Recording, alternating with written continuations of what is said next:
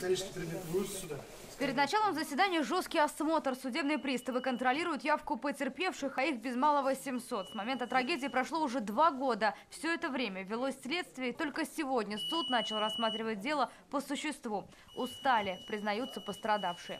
Я просто хочу, чтобы был какой-то конец этому делу, был какой-то результат. Все, мне нужно только, как с другим предпринимателем, чтобы нам вернули деньги. Больше мне ничего не нужно. Страшная трагедия в марте 2015-го унесла жизни 19 человек, более 60 пострадали. Общая сумма ущерба превышает 11 миллиардов рублей. По версии следствия, здание, не предназначенное для использования в качестве торгового комплекса, длительное время эксплуатировалось с грубейшими нарушениями требований пожарной безопасности. На скамье подсудимых 12 человек. Продление срока содержания под стражей в отношении 4 подсудимых и срока домашнего ареста в отношении 7 подсудимых.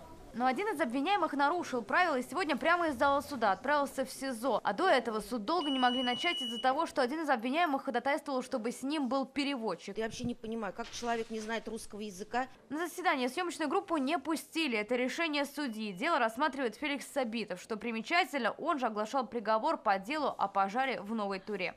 Процесс обещает быть долгим. Суду предстоит изучить 344 тома. Дело адмирала может длиться дольше, чем по Булгарии. Тогда насчитывалось в деле лишь 90 томов.